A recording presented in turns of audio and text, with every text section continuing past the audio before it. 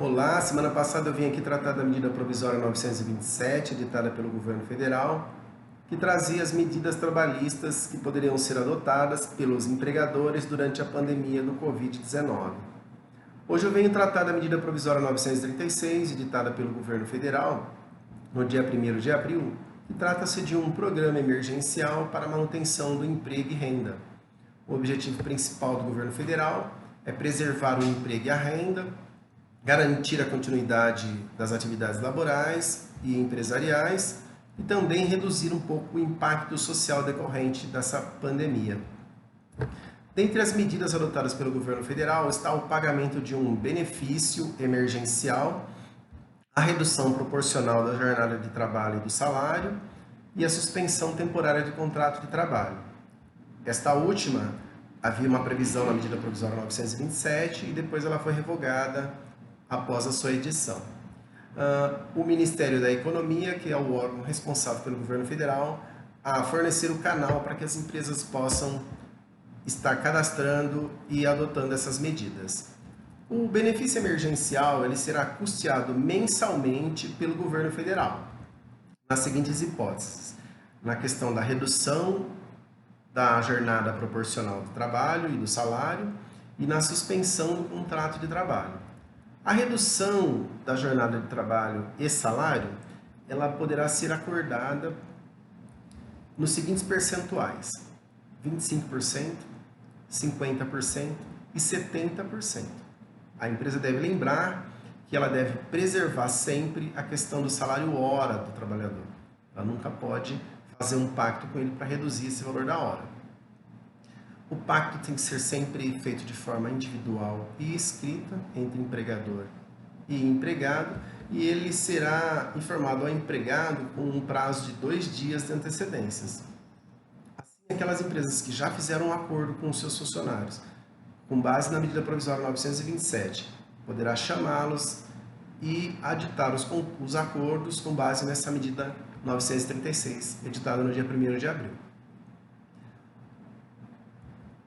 O acordo para redução da jornada de trabalho e salário, ele pode ser feito por um prazo de até 90 dias. Já a suspensão do contrato de trabalho por no máximo 60 dias. O primeiro pagamento desse benefício ele será feito em 30 dias após a comunicação da empresa do acordo feito com o funcionário. Ou melhor, após 30 dias da data da celebração do acordo feito entre empregador e empregado. A empresa que, na verdade, terá o prazo de 30 dias para fazer essa comunicação do acordo celebrado, para que o empregado possa, no prazo de 30 dias, estar recebendo o primeiro benefício. A base de cálculo do benefício emergencial, ela será a mesma do seguro-desemprego. Por exemplo, se o empregado tiver uma redução de 70% do seu salário, o seguro-desemprego irá fazer os cálculos como se ele fosse receber 70% do benefício. E assim, com relação aos outros percentuais também. Entretanto, a base de cálculo sempre será proporcional à redução que houver no salário. Já no caso da suspensão do contrato de trabalho, o empregado terá direito de receber 100% do valor do seguro-desemprego, aquele ele teria de receber do seguro-desemprego, caso essa suspensão seja de no máximo 60 dias. Já se a empresa, durante esse período que for ficar suspenso o contrato, der uma ajuda de custo para o funcionário de 30% do valor, o que ele receberá será proporcional, então, aos 70% e não a 100%. Para a empresa, esses 30% será sempre considerado verba indenizatória e não salarial. Até porque, durante este período, o funcionário ele pode recolher de forma individual para a Previdência. O pagamento do benefício ele não levará em conta o tempo de vínculo do funcionário e nem mesmo o valor do salário percebido pelo funcionário. Então, se a empresa faz o cadastro, informa o vínculo o funcionário já no prazo de 30 dias recebe a primeira parcela. Não será devido benefício aos funcionários públicos, nem estaduais, nem municipais, nem federais, nem a quem também recebe benefício da Previdência, seguro-desemprego e quem recebe bolsa estudo do governo. Esses não terão direito de receber o benefício. Quem tiver mais que um emprego poderá receber de forma acumulativa o benefício, sempre de forma proporcional a cada vínculo, exceto na questão dos contratos intermitentes. Esses receberão um valor fixo de R$ 600. A jornada de trabalho e o salário pago anteriormente serão restabelecidos no prazo de 2 dias corridos da cessação do estado de pandemia ou da data de encerramento do contrato, do acordo individual firmado entre empregador e empregado.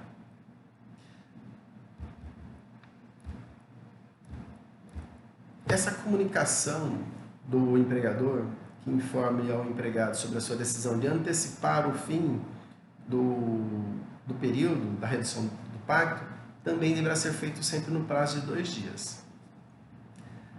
A suspensão, como eu já disse anteriormente, ela terá que ser feita no máximo no prazo de 60 dias, podendo ser com 2 períodos de 30 e 30.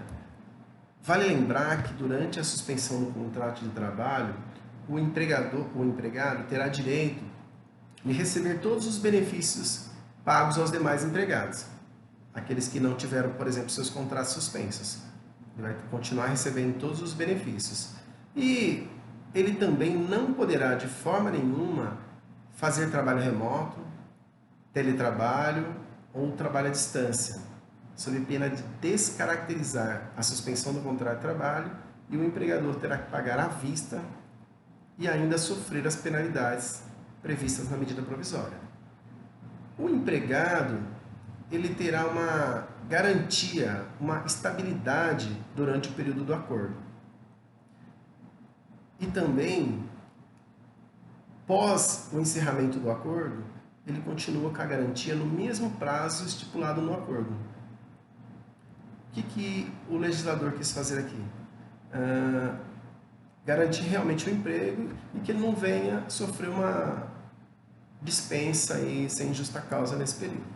Então, se o empregador resolve dispensar sem justa causa o empregado durante o acordo, ele terá que indenizar em 50% o período faltante, se a redução foi de 25%, em 75% do período faltante, se essa redução foi de 50%, e 100% do período faltante, no caso da redução ter sido pactuada em 70%. Então, lembrando que em ambos os casos, o empregador deve comunicar ao Ministério do Trabalho o acordo feito da redução ou suspensão do contrato de trabalho no prazo de 10 dias do acordo. Tá? O próprio Ministério da Economia, como eu disse, vai abrir um canal de comunicação para que seja informado este acordo. Qualquer disposição diversa ou percentual diverso desse que está previsto na medida provisória, ele terá que ser feito por convenção ou acordo coletivo.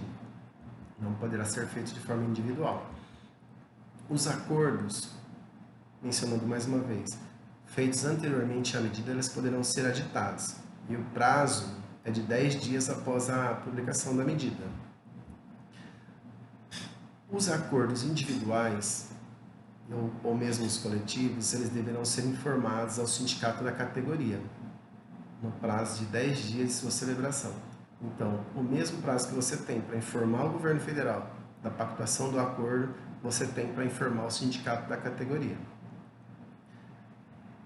E as demais medidas que eu vi na medida provisória, a única que também chama a atenção, por fim, é a questão de que essa medida provisória, ela se aplica também aos contratos de aprendizagem de jornada parcial.